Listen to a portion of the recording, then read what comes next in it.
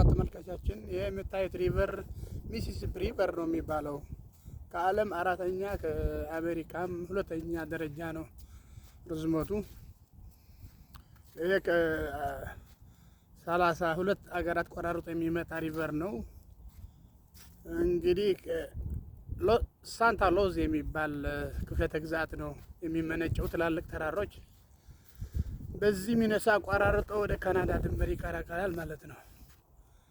ስለዚህ ይህንን የመሰለ ሪቨር እርግጠኛ ነኝ በጂኦግራፊ ትምህርት አለ 4ኛ ክፍል ይሆን 5ኛ እርግጠኛ አይደለሁም፣ ግን እንማረዋለን። በጂኦግራፊ ካሪክለም የተቀመጠ ነው። ከዓለም ትላልቅ ወንዞች ተብሎ ማለት ነው። ስለዚህ ይህንን የመሰለ ሚሲሲፒ ሪቨር የሚሲሲፒ ወንዝ ነው። ይህንን ለመታወቅ ነው። እዚህ ሚሲሲፒ ሪቨር ድባሃል ዝዓበ ካብ ዓለም ብራብዓይ ደረጃ ዝስራዕ ካብ አሜሪካ ካልኣይ ደረጃ ማለት እዩ።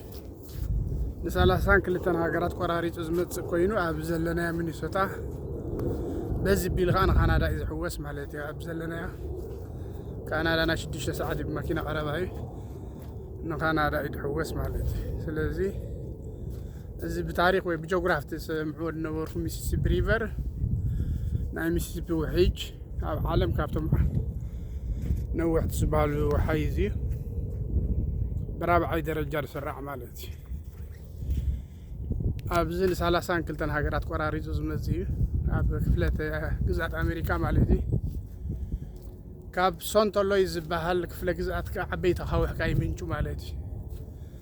በዚ ዘለና ቆሪፅካ ይሓልፍ። እዚ ካብ ዝገርመኩም ድሕሪ 2 ቀነ ናብ በረድ ክቕየር እዩ። ምክንያቱ በረድ ክጅምር ስለ ዝኾነ እዚ ውሕጅ ኣይትርእይዎን ኢኹም።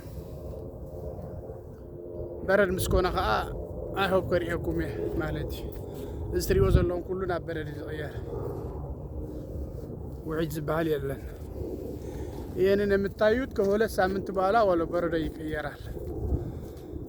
በዛን ጊዜም በረዶ ማሳያችኋለሁ ማለት ነው።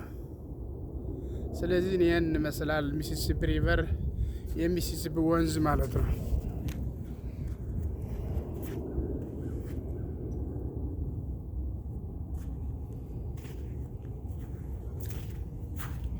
ይህንን ለመጨረሻ ወደ ካናዳ ድንበር ነው የሚሄደው። ከዚህ ያለንበት ካናዳ 4 ሰዓት 5 ሰዓት 6 ሰዓት ነው በመኪና ቅርብ ነው። እኛ ምን ያለንበት ስቴት የካናዳ ድንበር ነው። ስለዚህ ይህንን ወንዝ በ32 አገራት ክፍለ ግዛት አሜሪካ ቆራርጦ ወደ ካናዳ ድንበር ይቀላቀላል ማለት ነው። ስለዚህ ይህንን ሚሲሲፒ ወንዝ ነው።